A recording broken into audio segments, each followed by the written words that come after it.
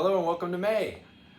This is Loren, I'm Nathan, thank you very much. Loren just returned from a little trip with his family. I call vacations that you take with small children trips. Not really a vacation, just a trip. Yeah. But it could be a great trip. And memories were made. Yeah, for sure. And it kind of tied into what we wrote about this month because, some of the people here at the firm, not just vacation where I was, but they own homes there. Yeah, so we wrote a little bit on real estate, and it's been something that, it's a very common thing to do. It's a popular thing to do. A lot of our clients want to either own a second home, vacation home.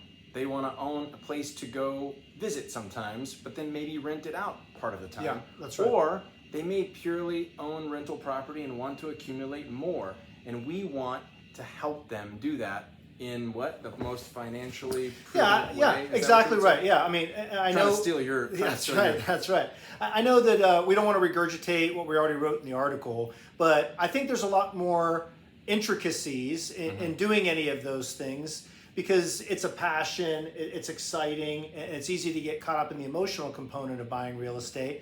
And we love that. We want more of that. We want people to accumulate assets to do something that drives their passion.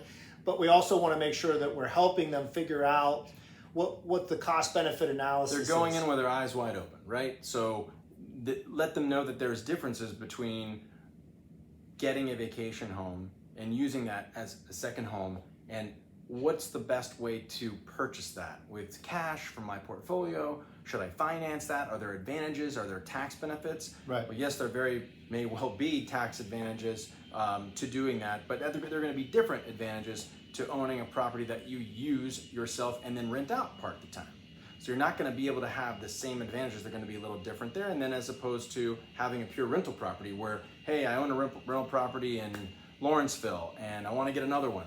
And here's what I'm doing so far. Okay, well, how will the next one affect what I'm doing as far as the income I'm making, the passive income that I'm making? A lot of people get really everybody gets excited about passive income. I'm not sure how passive rental properties are. Sure. And also, and not to bore everybody to death, how do you protect those properties? So you may have to change the way you're insuring those properties. You may have to own those in an LLC, et cetera, et cetera. So there's lots of things. That's the overriding concept that we want to talk about is I think Nathan and I have a decent amount of experience doing these things for clients, working with their tax professionals, their lawyers to do it.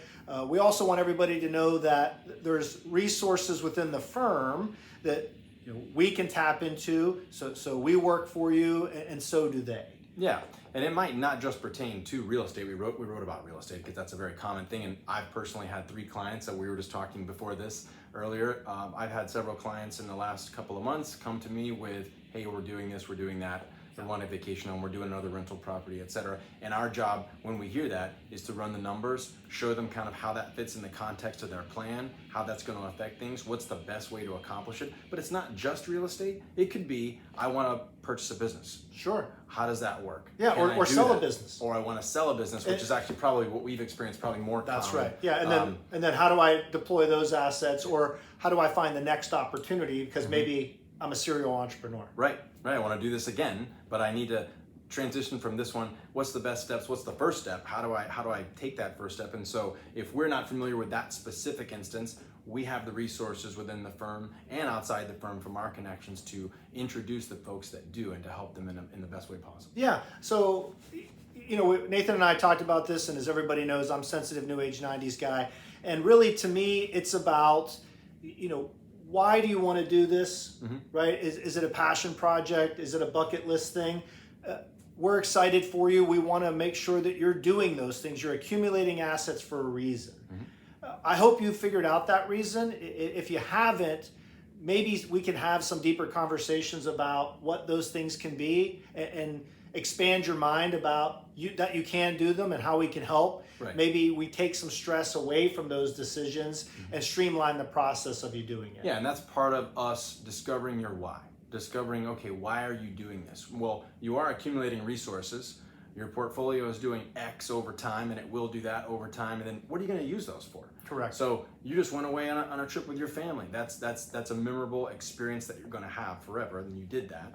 And if you want to have a place of your own, obviously to create more memories, that would be something that a lot of people look forward to doing and really aspire to do. Right, and you're buying a property that maybe exists, past your expiration date, right? Right. Creating a legacy is another reason to do it.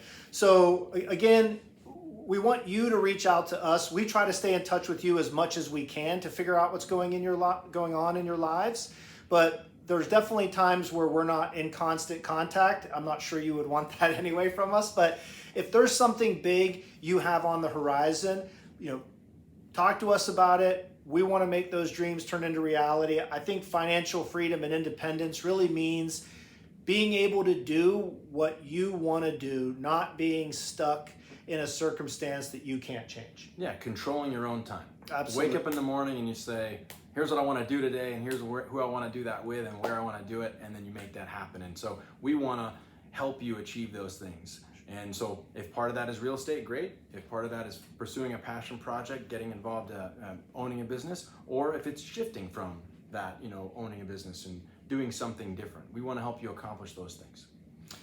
So again, feel free to contact us in any way you deem appropriate to let us know what you'd like us to talk about in these videos. Like Nathan said, we did this one specifically on real estate because we've had a lot of clients, I'll say in the last 4 months in 2024, talk to us about that.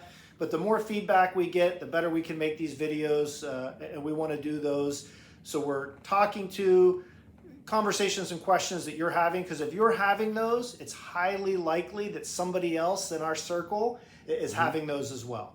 So thanks again, as always, for your trust and confidence in us, and I look forward to talking to you next month.